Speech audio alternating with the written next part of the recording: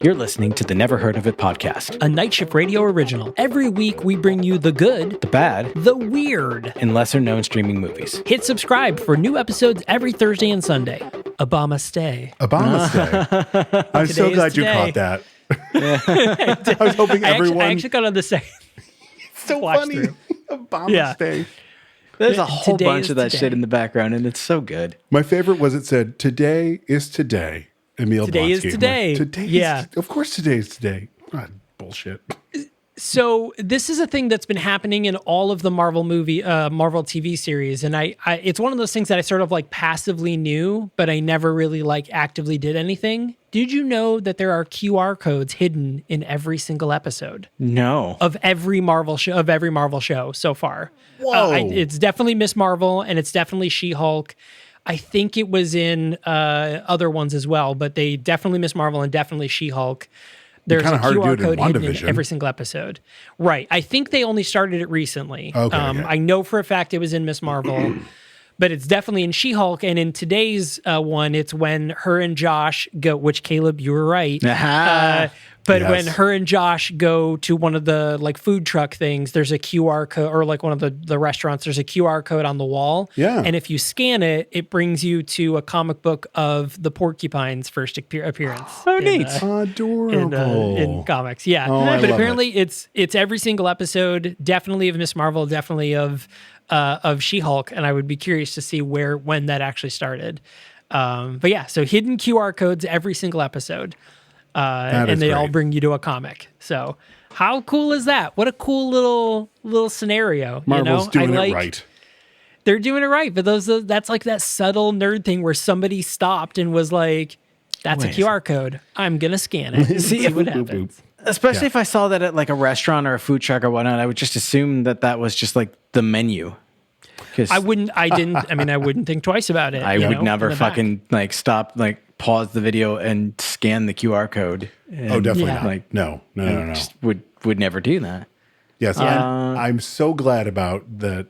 It's Josh, because when you guys were talking last week with Todd, when you're like, "Oh, it's clearly Todd," I'm like, "I don't think it's Todd. I think Todd's just a dick." Like, I think Todd is the Hulk King, but I didn't expect Josh to be the foot soldier, basically. Part of it. I could tell that Josh was too good to be true, that they were setting her up for disappointment. Yeah. Oh, and what a disappointment. I hope she gets to beat the shit out of that guy. I always say that, like, I can't tell what's going on in my own life to save it, but I can read cues in other people real well. I didn't want it to be the case because I felt like she, like, we were leading up to this moment, right? Like, but after it became Josh, we saw that Josh is really the bad. It says like 3 days earlier, and it's Josh. I was like, yeah, like we're too early in the season, like we are, or I guess either way, either not early enough, but not late enough where Josh came in and he had to be a bad guy. Because if Josh came in the beginning, like he would have to be a good guy, and they break up because whatever, She-Hulk, blah blah blah. I can't live the life, But if he's late in the series, then it's like, yeah, it's Josh. Like, look, she earned it throughout the season, right? She earned, like built herself, and came to reconciliation with the idea of being both Jen and She-Hulk, and she gets Josh because of it. Mm-hmm. But because of what episode it is, you're right, and I was blind to see it. But yeah, it had to be Josh. It had to be Josh. And I know Josh all along. A lot of people are doing the whole there's not enough Daredevil, even though this is not She-Hulk and Daredevil. This is She-Hulk show, so I'm totally fine. I think maybe Marvel shouldn't have let us know. I think maybe the first time we found out was when we saw the helmet, because then we were like, "Oh, he's coming in a couple episodes." Not he's going to be here the whole time. They've edged him so much towards us that we got 2 left, right? So he's got to show up next week. So people went from complaining that there was too many cameos in the show to complaining that the one that they were expecting isn't there yet?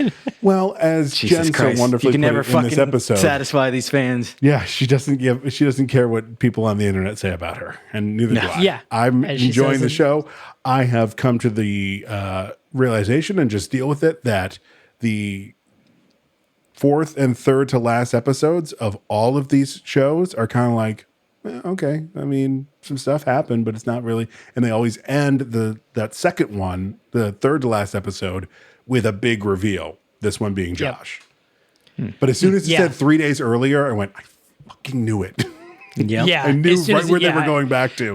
I was kind of hoping that maybe like I was like, oh, what if the wrecking crew people kidnap Josh because they see her with see him with her. Yep, that was and the they're same thing I torturing was him. thinking, Like, yeah. I was like, oh, maybe. I was like, come on. And then when you see him copying thing, I was like, God damn it. Well, but interesting enough, She-Hulk was the most watched streaming show last week. good. This episode was Good. the most watched of all streaming shows. a show that was written to know that people were going to like talk shit about it and like Right. So genius. like at least a year in advance says we don't fucking care, and then sure enough it comes true. But no, like when Record shows up in the retreat, I thought like, all right, well, like Josh orchestrated this whole thing to get her there, and like they're gonna capture her there. Like this episode completely flipped my expectations, with the exception of the reveal of Josh.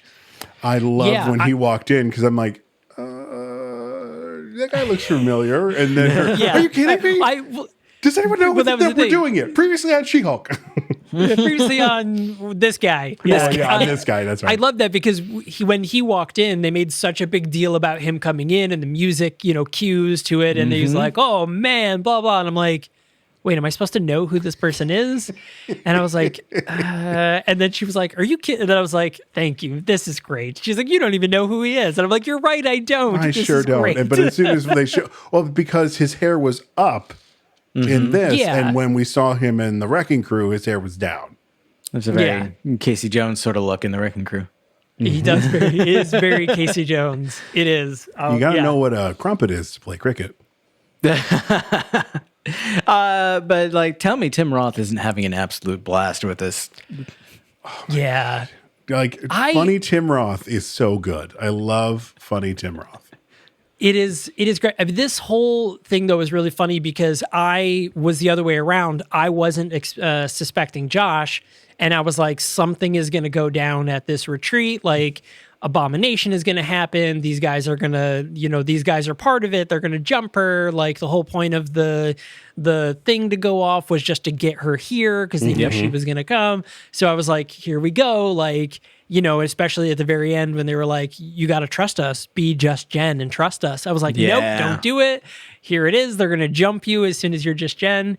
And then when it turned out to be wholesome and supportive, I was like, oh, that's actually really cute. And then the thing comes up 3 days earlier and I was like, God damn it. We were so close. See, I had like, go ahead, just Gail. does such a good, solid job of subverting expectations. And like when it turns out that it is just like all these, like it's a mental health retreat done supervillain style. I'm like, this is great. This is some quality TV. It's what, I always joke, it's what Batman needs. He just needs a little group therapy. He'll be a lot better. Yeah. Yeah. But the fact that like they're like, oh, haha, group therapy, all that stuff. But then, you see why beyond her being very funny, you hire Tatiana Maslany. That whole monologue about being like, he liked me for Jen. I was like, oh, this is heartbreaking. Like, she's just laying it all out there. She's so good. Yeah. So I never watched Orphan Black aside from maybe the first couple episodes, but watching this show, I'm like, I have to go watch Orphan 100%. Black now because I bet you it's amazing. Weirdly, Like, I know her more from the podcast Comedy Bang Bang.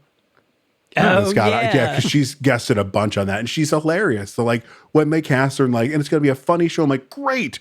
I have no idea if she can do drama because I never watched Orphan Black, but I know she's funny. But now I know she can do both. Yeah. So definitely going to go And back that- and watch Orphan Black. Yeah, definitely. And then she's in a new thing that's coming out this week. Is it Bite Size Halloween?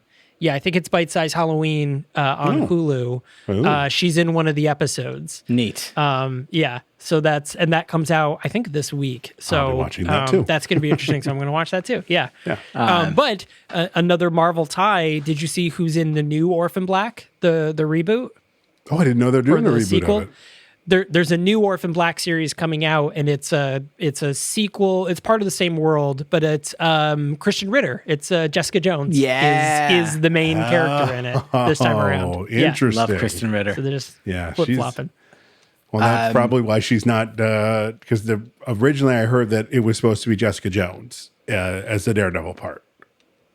Yeah, this, I but mean, she still could. She Which would have been absolutely really still cool could. if they could have gotten her, because they were like, "Hey, look, it's both Orphan Blacks." Yeah, I'm watching the Orville for the first time. Which, Oh. if you can get okay. by the first couple episodes where it's clear, like Fox was like, "Do the Family Guy thing for Star Trek," and then finally Yeah. Seth MacFarlane's like, "No, I love Star Trek, and I'm just going to make Star Trek episodes," because that's what it becomes. It just becomes a full-on Star Trek show. I heard that it accidentally got good.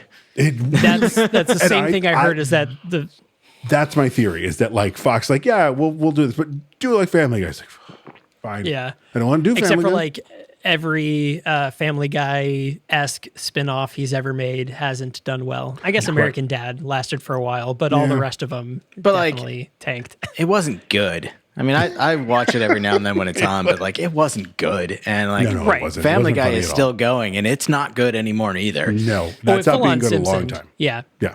Yeah. But there was an episode where Robert Picardo was in it, Oh. Oh, okay. and then John Billingsley showed up, who was the doctor on Enterprise. And they talk about Yeah. how this planet has the best doctors. I'm like, yeah, I got what you did. Let's see what I'm you like, do. quick, somebody Yeah. say I'm a doctor, not a... Do it. Fun little tidbit. You mentioned that the QR code directs you to the Porcupine's first appearance in the comics. Yeah. This is Jordan Aaron Ford's one and only IMDb credit. So as far as we Really? know, As really Porcupine? funny. this is his debut as an actor as great. the Porcupine, and he was absolutely just a delight. He was. I love when he finally takes his mask off, and they're like, "Whoa, dude, what is like? Put think- that back on." I think Man Bull's like, it smells like a fart. Yeah, yeah. How love long when that have you just been gets wearing that mask, snuck in. buddy? Yeah. Which the introduction of all of them is great. I love that they all kind of come in. They tied them together.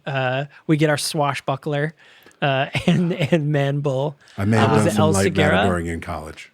Aguila? Yeah, Yeah. El Aguila. Yeah, I have no idea what that means. We also get an introduction of vampires in the MCU just in time for. He thinks he's a vampire. I mean he's out during the day, so But- I love We- that. we don't That's what he definitively says. know This that is- he's- What's his face? He thinks he's a vampire. like, yeah, sure. Like he probably isn't actually a vampire, but this introduces us to like in the MCU, vampires might be real, and of course we know that Blade is coming. yeah. Well, And if well, they Werewolf find a by new Night- director. Yeah. Yeah, that the was director rough. just walked. Yeah. I saw a couple articles where somebody said that it was set during the 20s and it was most like there wasn't a lot of fight scenes and like so they're rewriting it from scratch. Okay. Because it that was would've like been I guess it horrible. was really bad. Well, that would- As long as they don't lose Mahershala in the process, because he's the perfect fucking casting for that. He's So great. jazzed. Yeah. Yeah, and I that's see going to be people exciting. being like, since there's now a multiverse, bring back Wesley Snipes. I'm like, no, thank you. He was a No, monster pass. on Blade 3. He doesn't get to do superhero Yeah. movies anymore. Like, Yeah. he lost that Won't card. he still be in jail? Isn't he in jail? No, he's No, out. he's of out. jail He's now, out. But he right? was Yeah. so terrible during the production of Blade 3. Like when we Yeah. get to it on the Superpod Hero Cast, I'm like, here's the plot. Let's talk about all the horrible things that Wesley Snipes did during this. Like refused to open his eyes in one scene, so they had to computer generate his eyes open. Why? But why? But why? Because Wesley Snipes is kind of a dick. That's why. Okay. Yeah. I love so- what was the air quotes vampire's name? I can't remember it. Oh, I don't remember it at all. He either. said it real Blade quick. 3? No, in in this episode. in this. Oh, in- Saracen.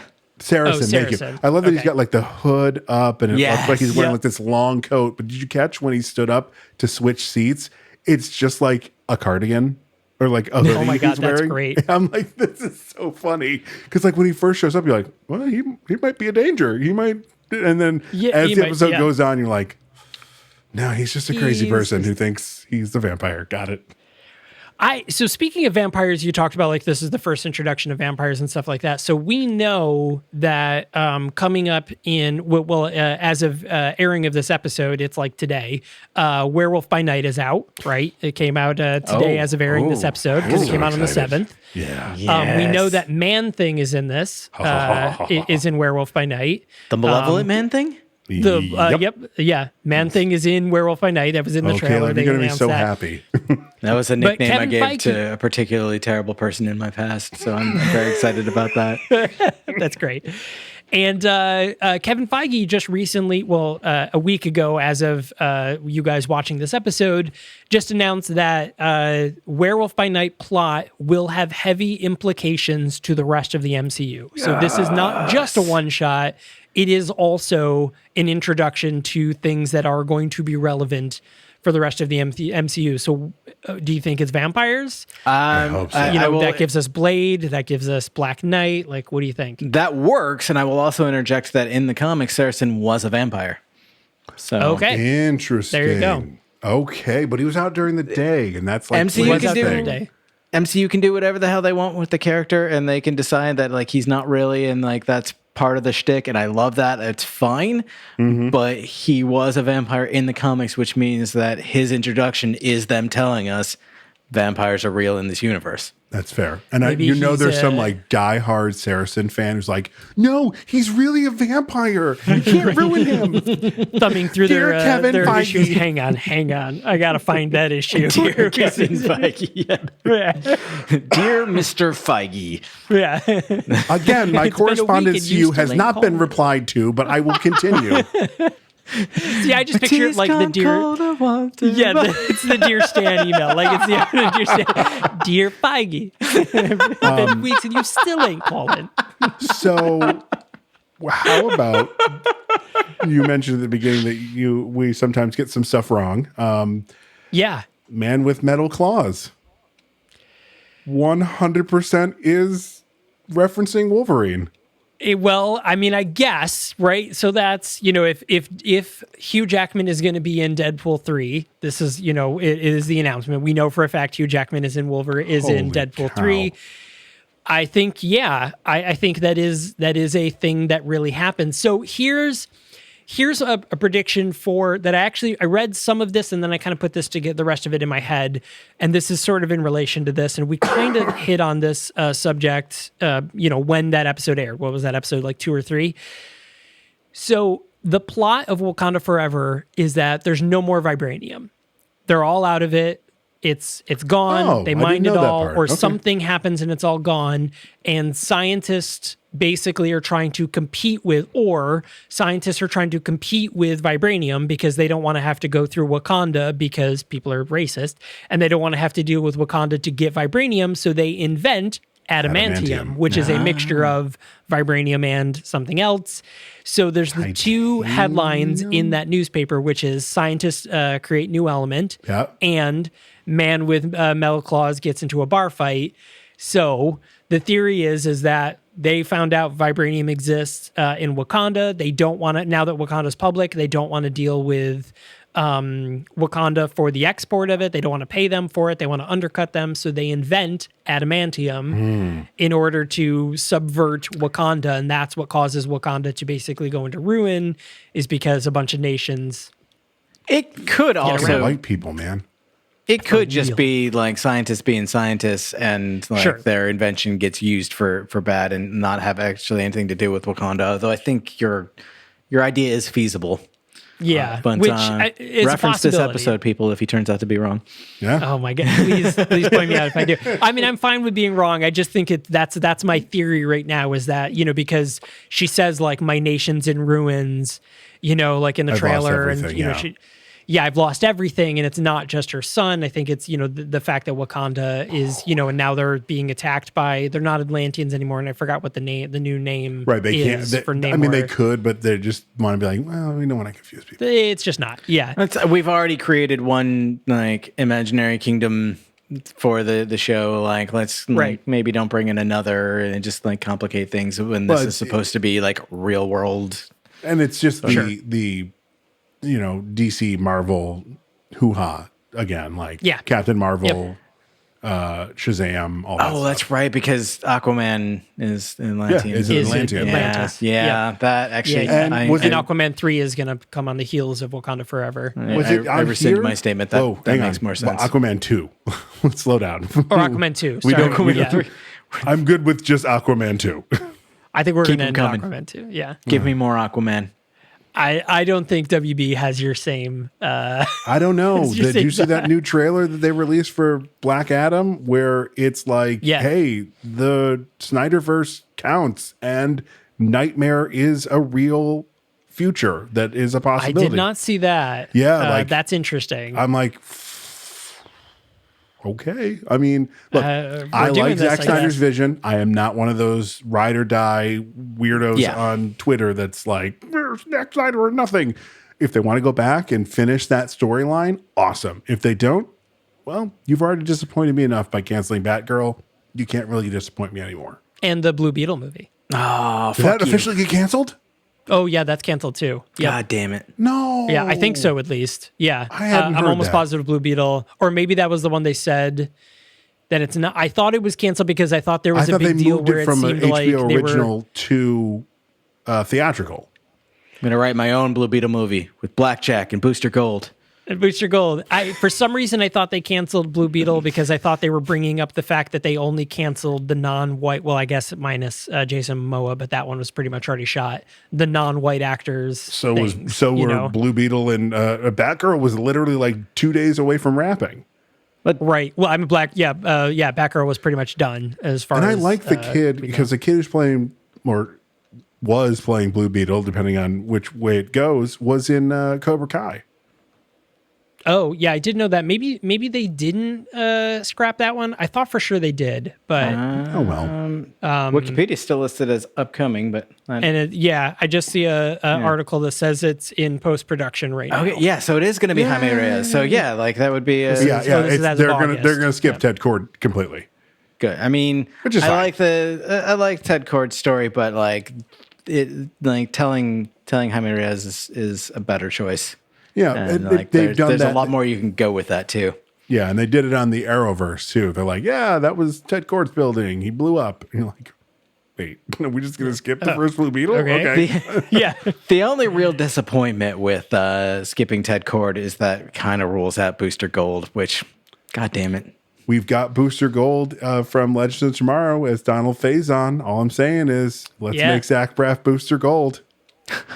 No, thank you. No, thank you. Oh, come on, it'd be so funny. No, it wouldn't. Zach Braff is not funny. Yeah, I have a problem with Zach Braff shitting on all the Marvel stuff, and meanwhile he's shown up in Star Wars, and he's done stuff for Marvel, and I'm like, hey, you don't get to shit on it and be part of the sandbox. Like, one or the other. Listen, here's my other thing. I don't think. And look, you do what you want with your career, but I don't think if you're in T-Mobile commercials, you have any right to shit on any movie franchise at all. Like, I'm sorry. Look, T-Mobile is a great service, right? It's a great service. It does its thing. But if you are in T-Mobile commercials, you do not get the right to shit talk trillion-dollar franchises, whether they're good or not. I feel the same way about Star Wars. You don't get to shit talk that if you're doing commercials for a cell phone service, and not even one of the top two. Yeah, when every time Donald would bring up Star Wars on their podcast, because they're doing a Scrubs rewatch. Real Friends, Fake Doctors. Fake Doctors, Real Friends, yeah. And he'd be like, God, Star Wars again. And then he showed up in Obi-Wan as the voice of the little thing. And I was like, I know that voice. Wait a minute. Fuck you. You don't get to do this. Right. Literally 2 weeks ago, you were shitting on this stuff. Yeah. I don't, so in terms of cameos, we got a whole bunch of cameos in She-Hulk this week. Cow. Right? We're still talking about She-Hulk. Yeah, we're still talking about She-Hulk. I forgot where we were. This is how we do on this show. So we got a lot of really like Porcupine, right? Like such an obscure villain, Man-Bull, obscure villain. And I love how, as the minute we meet Man-Bull, he was like, "Hi, my name's Man-Bull. I was actually a freaky lab experiment." And she's like, "This is way so much backstory for somebody who just wrecked my Prius." Prius Prime, which is very specific to say. I love that she said that because people who drive Prius Primes call them Prius Primes. And he says it, and then cars. she says it again. They say it like 3 times. We used to have one. It was great. You had a Prius Prime? You had a plug-in? Yeah. Oh, wow. Yeah. Did you call They're it only Prius Prime? $28,000, by the way. Yeah. The 2022 Prius Prime is $28,000. This That's is a not good deal. This is not a ad for but Prius. it could be. But it could be because my next car is going to be an electric car. Yeah. It could be. Life is good. But it could be. Yeah, when we moved back to Syracuse and Ellen ended up getting a car, she got a Prius Prime. And we went long periods of time without filling up gas because we drove so little that she was able to just plug it in. Oh, wait. Then it wasn't a Prius Prime. Prius Prime makes it plug-in. Yeah, it was both. Is it plug-in only? Is it Plug-in hybrid? Oh, no. It was a plug-in hybrid. The Prime that we had was a plug-in hybrid. I'm sorry. I'm thinking, I can't remember what they call it. Just the full How dare you? electric. Listen, I used to work for the company. Prius all right? But a long time ago. We have a non-plug-in hybrid now. And it's still very good, but it's not quite the same. It's not quite the same. My next car is going to be an electric car, one way or another, just because a lot they just of people's next cars are going to be those. electric cars. They're really They kind of have to be by Yeah. 2030. So in New York wild. State, they have to be by 2035. So yeah. What are in New York State? They have to be 2035. It's by 2035, zero emissions cars sold in New York State. So no matter what in New York State, unless they change, unless they go back on it, by 2035, after 2035, your next new car, will have to be an electric car. Mm-hmm. I'm not mad about this. I'm not mad about it. That's what I said. My lease is up in February. It makes sense with all the new subsidies that just came for the Infrastructure Act. Like a $28,000 car ends up being like a $21,000 car. Like, why would I not? It just makes sense. Yeah. I don't want to talk about how much I just paid for my used car. I mean, but that's, that's a little sedan. But anyways, mine's a little mid-size SUV. But the thing is, I'm paying $100 less than the person who bought it used. Bought it brand new. No, bought it used in 2019 and then traded it in, and then I bought it, and it's only $100 less with like 25,000 more miles on it. It's a fucking rough market, man. Cars are a scam. I mean, we could get into the depressing why used cars are so expensive, but if you want to do your own research, go ahead. But the end result is the war in Ukraine is why. Oh, interesting. Yeah. All right. So She-Hulk. So She-Hulk. So we get a lot of like really random references. I like that they bring back the Wrecking Crew. It really set up, where he's like, look, I didn't want, after we did that, he was like, I didn't want to do this anymore. Like this was kind of messed up and I want to work on me. And I think that's really interesting. And it does set up Josh end up being, one of the intelligentsia, right? That's he's working for the Hulk King. Mm-hmm, so he gets some of Jen's blood. So this is where I saw a theory that it's Maestro running the background of all of this. Maestro is basically another smart Hulk, but more of a brute. But he's future, that it's not the leader, it's the Maestro. Isn't Maestro supposed to be future Hulk? Future Hulk? I'm not sure. I'm still banking on it's the leader that is involved in all this. That maybe he's half transformed and he needs the blood to finish it. Or he's trying to make an army of maybe half Hulk people. It's weird that Tim Blake Nelson is the only person who was announced, and that they pushed Charlie Cox so hard so that we didn't figure out that Tim Blake Nelson was going to be in. I mean, it's the same thing. Spoiler for Lower Decks. Major or Colonel Kira was back this week, and I'm like, oh, so Nana Visitor is going to be in season 3 of Picard. Got it. Right. Yeah. Right. Yeah. Because there's no way she's not. I mean, I think that makes sense if the leader is going to be a major part of Daredevil, the Daredevil Reborn, and we know Daredevil is going to be in She-Hulk.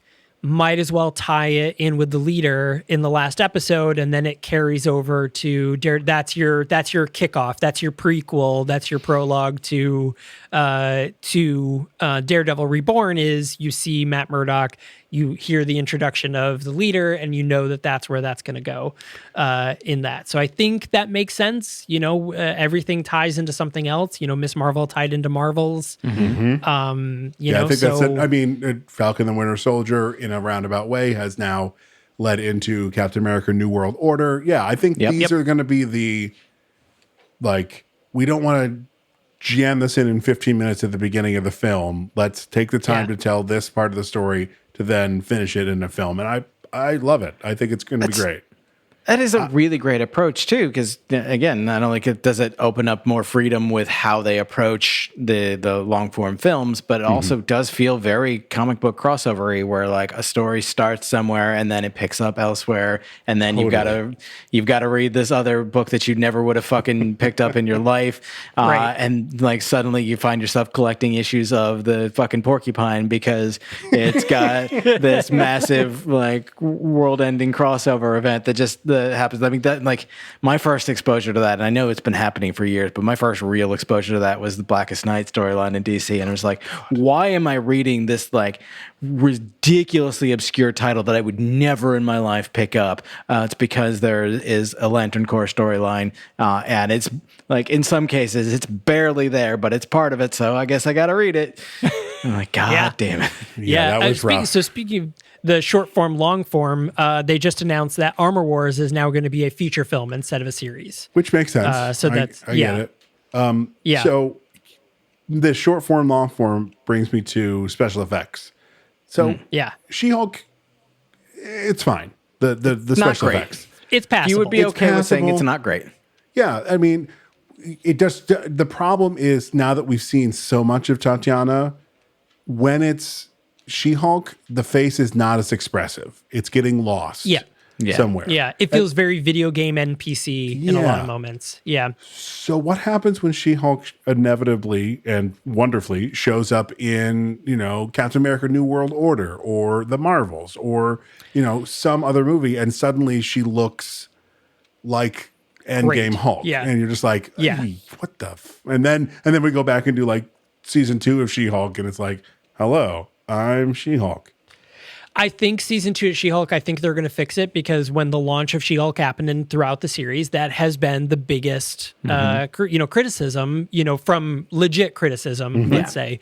That has been the biggest one, is that it's not great. The biggest scene that really stood out to me was like episode 2, where she's walking with her new boss and she turns and is supposed to be looking at the camera, and it's like, I mean, she's not even, it's not even looking at the camera. It's very blatant that she's looking like, left field, and not at the camera. And I was like, what? Like, I was like flashing back to like Skyrim level NPC, like we're talking early 2000s Bethesda video game, where I was like, who are you talking to right now? Because it is not me. It's so weird because in the first episode, some of it wasn't great, but like, her turnaround when they're fixing the bar, and she's like, he didn't really mean that. And she does the double take. I'm like, that was fantastic. That was really good CG. Like, there were hits of good, and now it's gone to, there are hits of passable okay to just downright, PS1 level totally. Graphics. It's Harry. It's a PS1 Hagrid, right, level. It's pretty bad. So that episode, fun fact, and I think we talked about this in the first season, but that wasn't supposed to be the first episode. Right. That was actually supposed to be a later episode, and they shuffled it to the first because they felt when they watched the series, they're like, no, we really need to introduce this first. Right. It was going to be like, let's go back and introduce. Let's go back. Yep. Yeah. I'm glad they didn't, because I think you would have lost a lot of your audience if you just popped in with, she's the Hulk. Plus, I think it's going to feel nicer when Bruce comes back in the last episode with his son, that's happening. Yeah. When Bruce comes back with the last episode with his son, and it's the first episode that he left, and I think we're getting that first in 1 in 9, because Jennifer Gao wrote the first and she wrote the last, right? But she did not write any of the middle, or at least wasn't the lead writer on any of the middle. She was obviously in the writing room. And remember, she comes back to direct the last one too, and she comes back to direct the last episode too. Yep. Yep. Actually, I think she directs the last 2. I think she directs 8 as well. I think I think the rest of the series is hers. Yeah, is 8 and 9 is because the middle chunk was all the same person, right? Nope. Sorry, it's Kat Coiro that did the first few episodes and comes back and does 8 and 9. Oh, right. Oh, gotcha. Because it has been Anu Valia. Oh yeah, for the middle episodes, the ones we've been doing now, which is interesting because this, the middle episodes, we're only getting like one fourth wall break an episode now. Yeah. Like as opposed to the first couple episodes, it was like every couple of minutes she was turning and talking to the camera. But then again, that was exposition dump. Yep. But now we're in it. We don't, she doesn't need to talk to the camera as much, except for this. I still think with this director coming back, we'll see more in the last 2 episodes. Yeah, and I'd be interested to go back and look at some John Byrne She-Hulk and see how much she actually references the comic book reader. I'm wondering if that's as prominent as they're making it. Yeah, I'd be very interested to see. I know that there is one scene where she physically jumps out of the comic book and skips pages because she's like, we don't want to do this anymore. Yeah, let's go through this and just jump to the end. And that was funny. Pretty interesting. So we've got 2 episodes left? Yeah. This was episode 7. Yep. So we have 2 episodes left. We know that Daredevil's coming back. I think next he's got to be at least the tag at the end of the next episode. So in this episode, it was referenced and kind of thrown away that she was nominated for Female Lawyer of the Year. That's what she's going do you to think? next, Do you think that he is? He goes to it because it's a lawyer convention? Because she's a superhero lawyer. Maybe he was nominated Male Lawyer of the Year. Or I think that's just how they there tie to be it. I should probably check up on this new superhero law. Yeah, because it's street level. I mean, they've already said Spider-Man, Daredevil, She-Hulk, they're all going to be street level, and that's fine. Yeah. They don't have to be running at Thanos' army. I love that because the universe needs that too. It fills in the 100%. Gaps.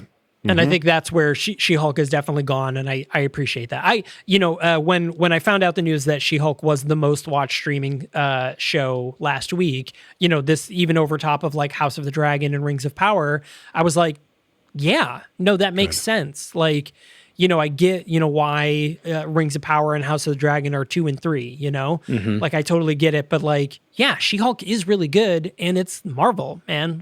Everybody watches Marvel movies, even people who don't like them are still paying attention, So it was that makes sense that was the most watched streamed series last week.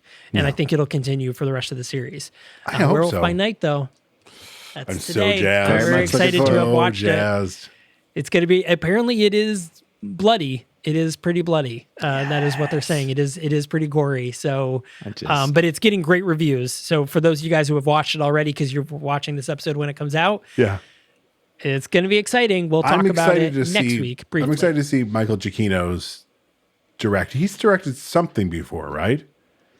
Yeah, what was the thing? I can't remember now what he did, but I remember being Pixar short because he's a Pixar boy. Well, he's the new John Williams, pretty much. Well, he's in the mouse's hand now, so he ain't going anywhere. Right. But he redid Rogue One with 2 days with a week's notice. I think that was that was his thing, and now he's done some. He did The Incredibles, The Iron Giant. I think was him, or maybe not. I'm just thinking Brad Bird. He was known for Ratatouille. Right, he did the music for Ratatouille. Yeah, he's great. Oh, and he did the music for Doctor Strange and the Multiverse of Madness. But he also did it for. He's credited as the writer for No Way Home. Right, he did all 3 of the Spider-Man movies. Yep. Just noticed that. And WandaVision. Laura Donnelly is going to be in Werewolf by Night, who was in The Nevers.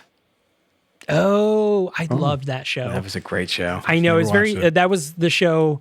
It's a Joss Whedon show, but it was the one where they kicked him off. They kicked him off the show. Right, that's right when the scandal happened, right? Yep. And everyone pretty much was like, we're not going to continue if you're still on the show. And so they kicked him off the show and he's gone. And then they did the rest of it. He's still credited as like executive producer, but he like wrote the first episode and then they boot him and then it's other people for the rest of the show. But that's like a union thing, right? They can't take that. Yeah. It was part of a contract. Yeah. Like it's like how David Ratner, what was his name? Brett Ratner? Brett Ratner. Yeah. It's, it's still called Rat Pack, but it's been now dissolved, but it was around for a long time after his shitty behavior. And it was like, well, he's not, yeah. But The Nevers is really good because it's one of those shows where it starts off and you're like, oh, this is about this. And then halfway through it, you're like, oh, this is about this. This is very different than what I thought. What's it on? Because there's the one HBO. Okay. Yeah. There's the one episode that like the episode starts and you're like, I don't even know what show I'm watching right now. And then when you see how it ties together, you're like, holy shit. Mm-hmm. Holy shit. That was a series. All right. Really, now really I got good. another really thing and I got to start watching. There's not a lot of episodes of it. It is coming back though. But man, was that a good series. Yeah, really good. I will check that out too. Yeah. Well, so we've given you lots of things, listeners and viewers, lots of things to watch now, like Werewolf by Night. You got She-Hulk, Star Trek. Like, listen, man, you can't be bored with streaming TV right now with Rings of Power and House of Dragon. You've got a lot of Interview with the Vampire just came out this past Sunday. Yeah, you got a lot of series to watch through. I'm watching it tonight, so I'm excited to. It's also getting great reviews. It's at a 97 on Rotten Tomatoes as of today. So, so there's a lot of things out there. Thanks a lot for listening to us, Casey, Superpod Hero Cast. You guys just did your Venom episode. Can you do your Venom voice for us? I really like it. I don't know if I can. Hang on. Oh, you're putting me on the spot, you mother. It's just so good. It's like that episode of The Simpsons. And you said Venom was a shit name. So good. Say the line, Bart. Say the line, Bart. That's what it felt like. Oh, Dance for Grandma. Yeah. So good. Yeah. So Venom, Let There Be Carnage. Listen, you were very outspoken. You didn't like the movie. Very entertaining episode, though. Just to hear all of the because stuff of the Venom voice. It is definitely because of the Venom voice, among other things. So if they want to find you on the internet, where could they find you? Oh, I'm on Twitter at Not Ryan Casey. I'm on Instagram at not.RyanCasey. The podcast itself, easiest way to find us is through Night Shift Radio's website. Yeah, so nightshiftradio.com. Yeah. Definitely check that out. There's links to everything. Thanks a lot for joining us for this journey. We got one more episode with you, I think, right? I'll come back for the finale for sure. Yeah. I think maybe all four of us can do it. I don't know. Scheduling. Yeah, that would. Yeah, we'll figure out how it all works out. So, hey, if you have not hit subscribe on your podcast player of choice or on YouTube, make sure to do that. We'd super appreciate it.